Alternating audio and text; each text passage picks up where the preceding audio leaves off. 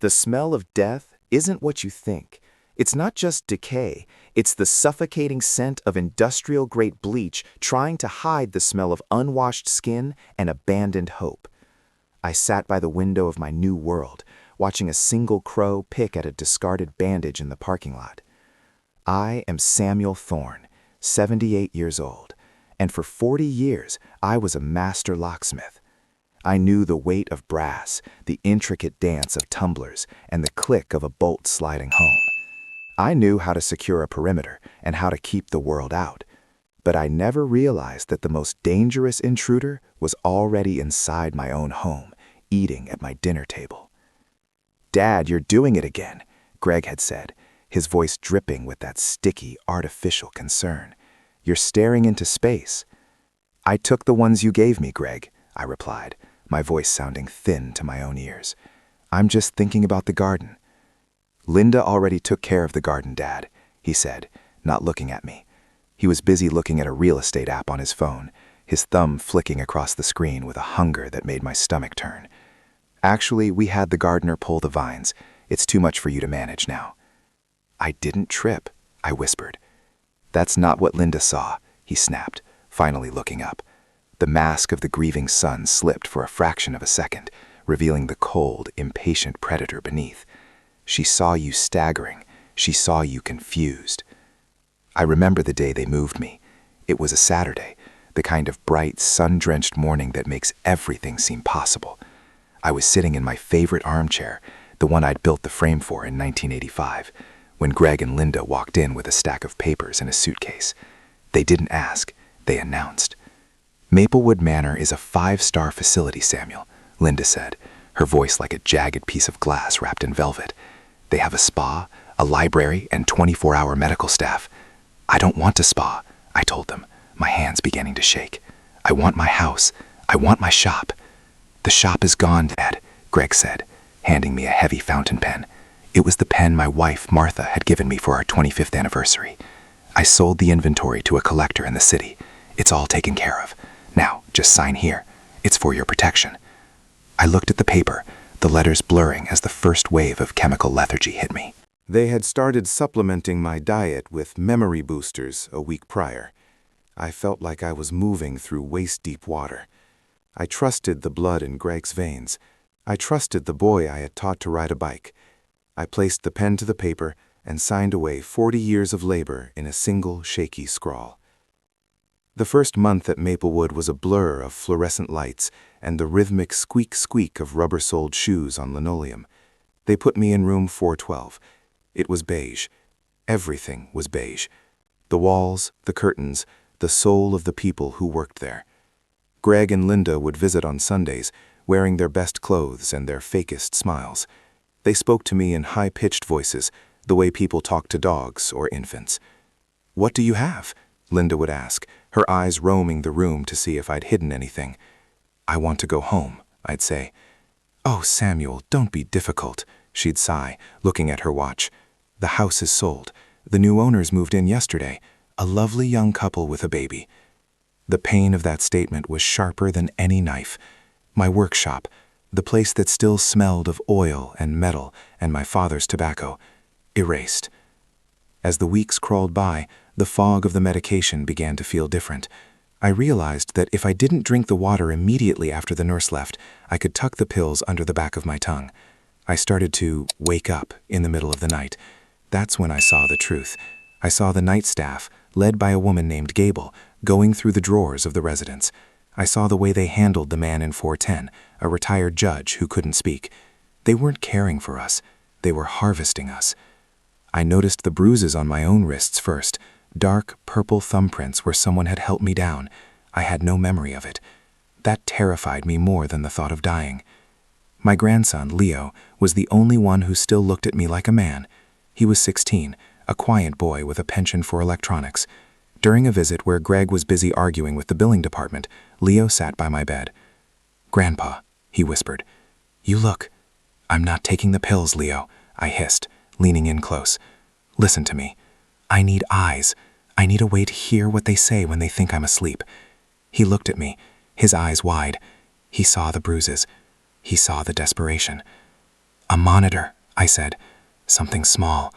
Analog, not the fancy digital ones they can track on the Wi-Fi." A week later, Leo brought me a plastic water pitcher. It looked identical to the one provided by the facility, but when I picked it up, I felt the slight imbalance in the weight. The base was hollowed out. Inside was a high-sensitivity transmitter. He'd wired the receiver to a small earbud that stayed hidden inside my pillowcase. The wire snaked deep into the foam, where no searching hand would find it. "It's an old baby monitor, Grandpa," he told me, his voice trembling.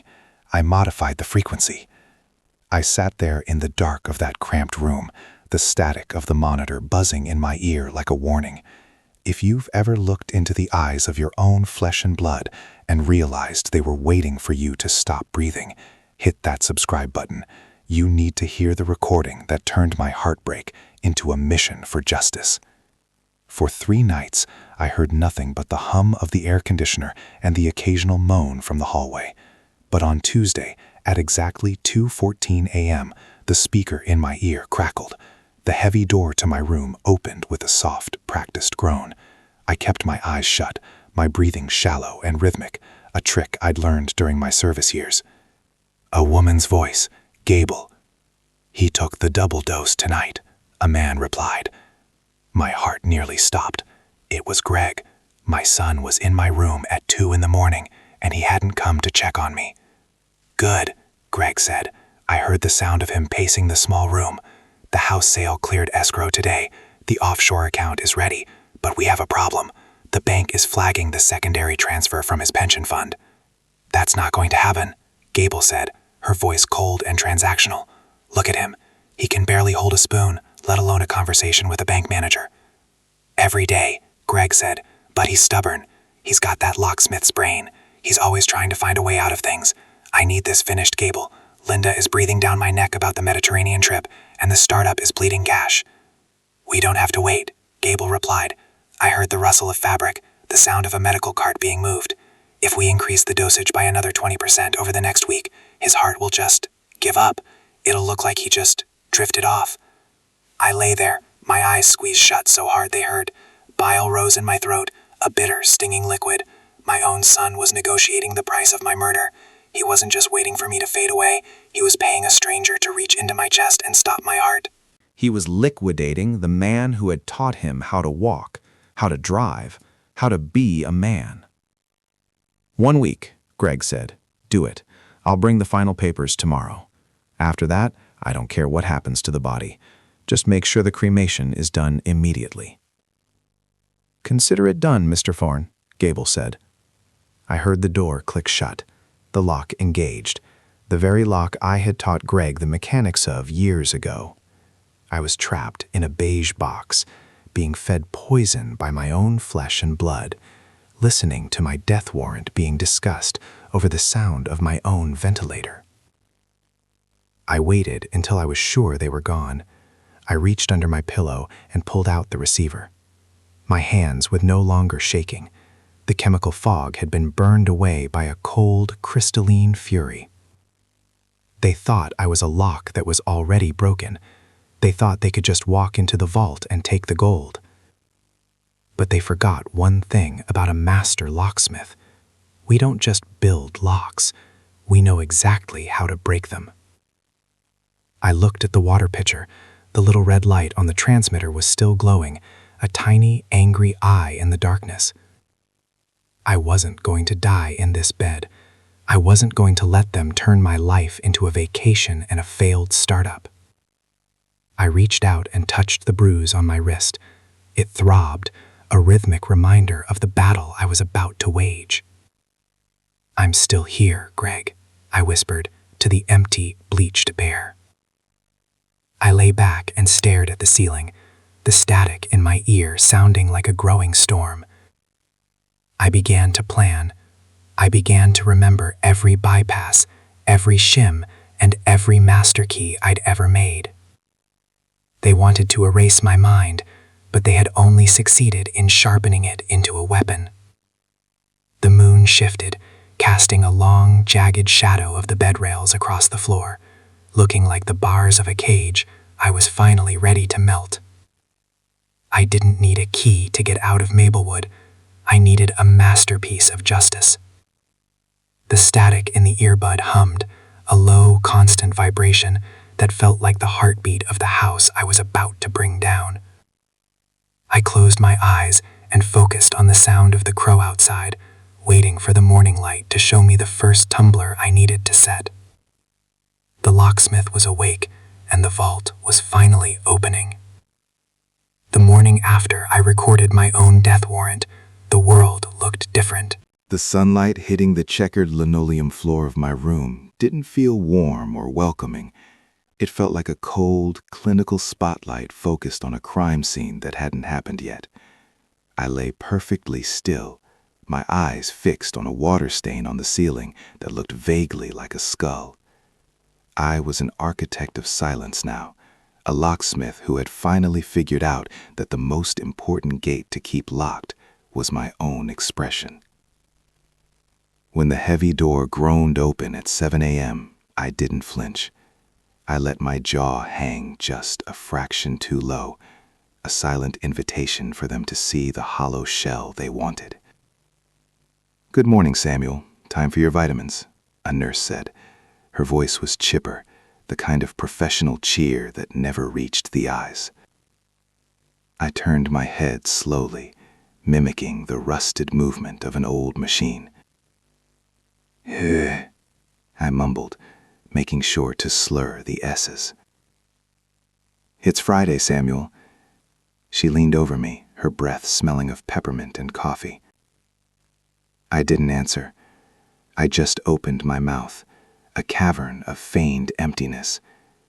She placed 2 blue pills on my tongue and held a plastic cup to my lips. I took a swallow of water, but as she tilted the cup, I used my tongue like a master key, expertly sliding both tablets into the pocket of my left cheek. It was a maneuver I had practiced for weeks.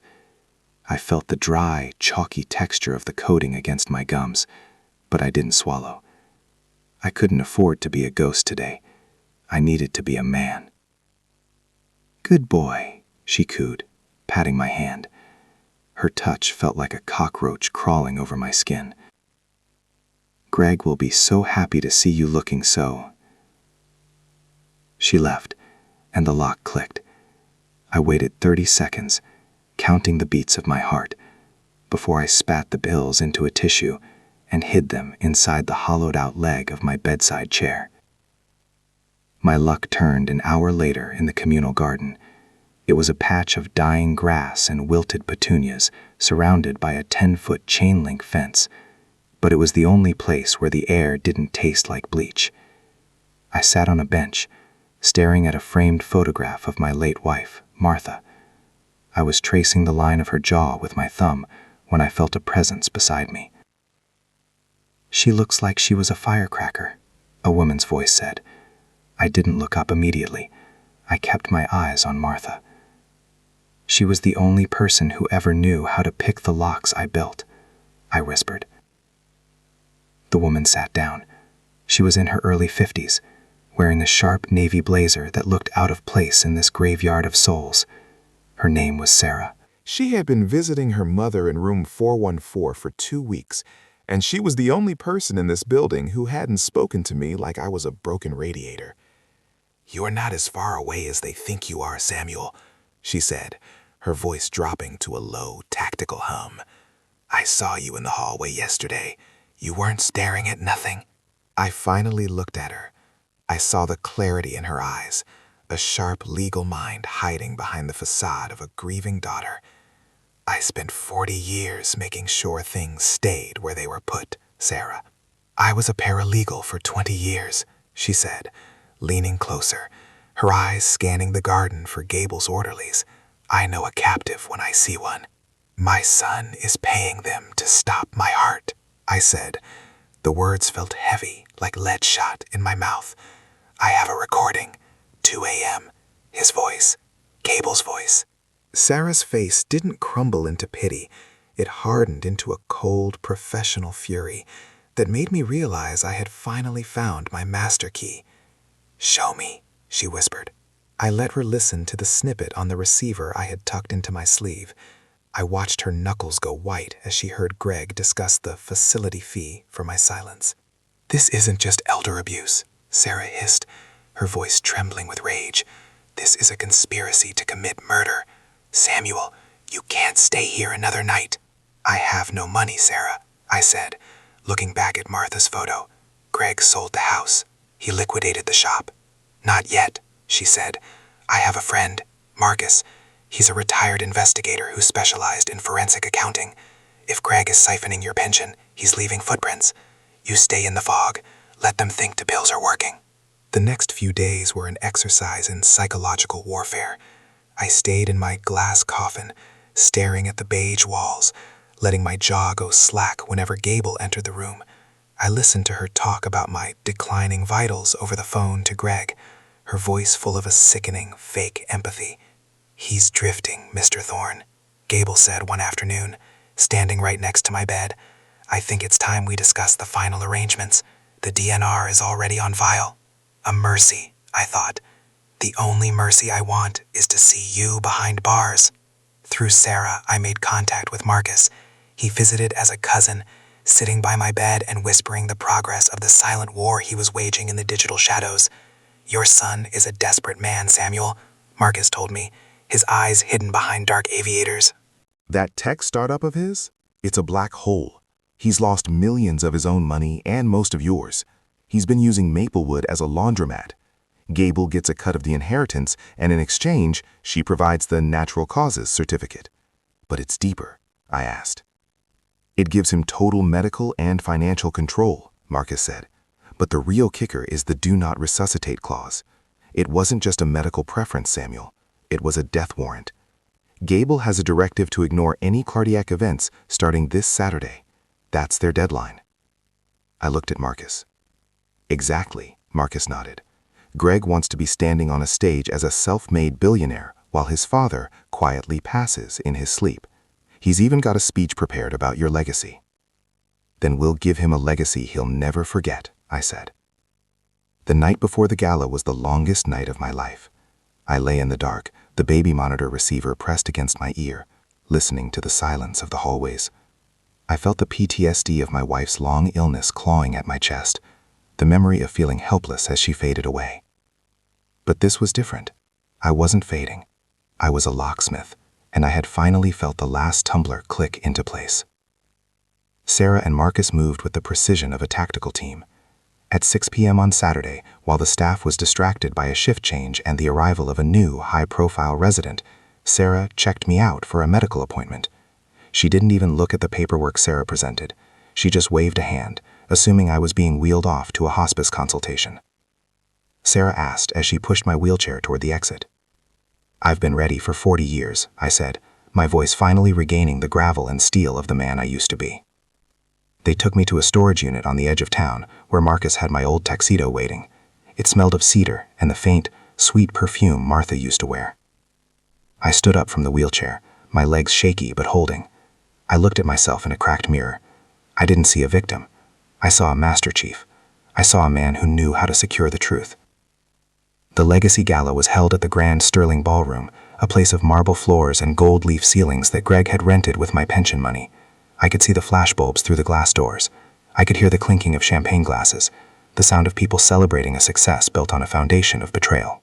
Marcus was already inside, dressed as an AV technician. Sarah walked beside me, her arm linked with mine. "Don't let the noise get to you," she whispered. We entered the ballroom just as Greg was stepping onto the dais. He looked exactly like the man he wanted to be, polished, expensive, and powerful. He held a crystal flute of champagne, his smile wide and practiced. Linda stood beside him, draped in diamonds that I suspected had belonged to Martha. "Ladies and gentlemen," Greg's voice boomed through the speakers. "Today we celebrate the future of Thorne Dynamics.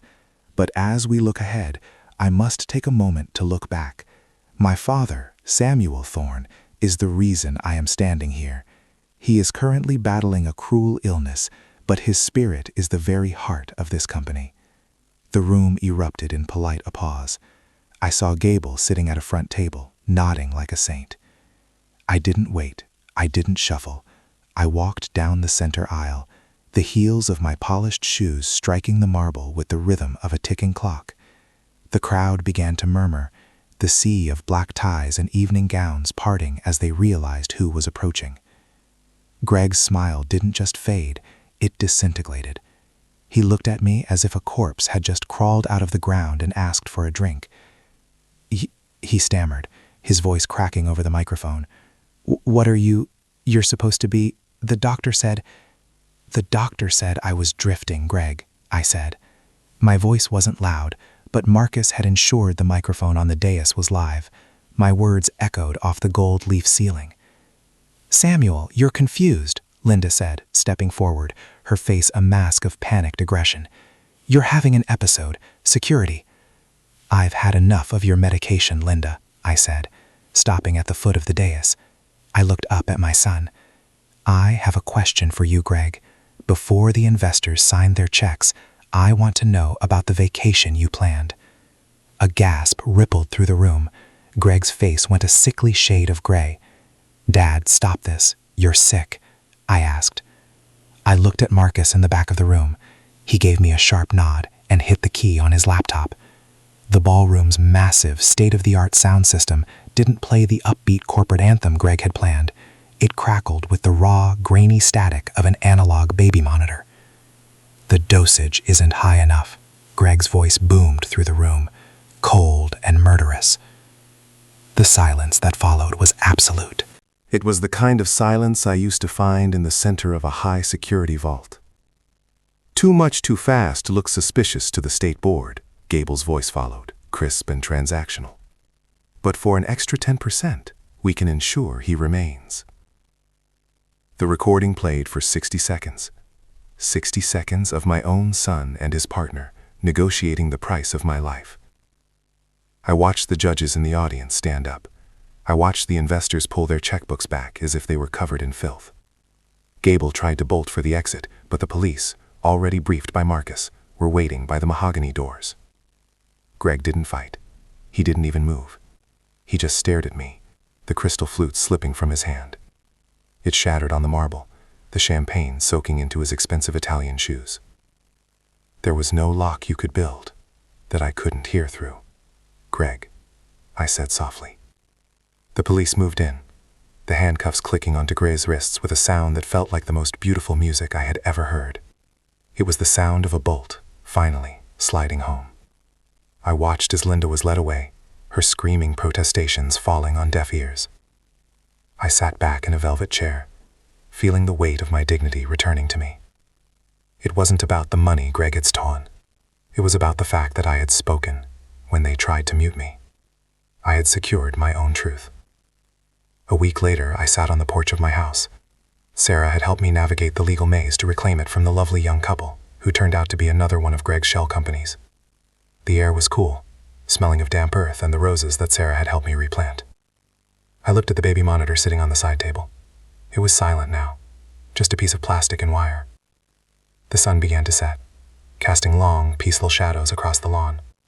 For the first time in months, the only voice I had to listen to was the one inside my own head, telling me that the perimeter was finally, truly, secure. I closed my eyes and let the quiet wash over me, knowing that the only person with the key to my life was me. I picked up the photo of Martha and whispered to the evening air, knowing the static was gone for good.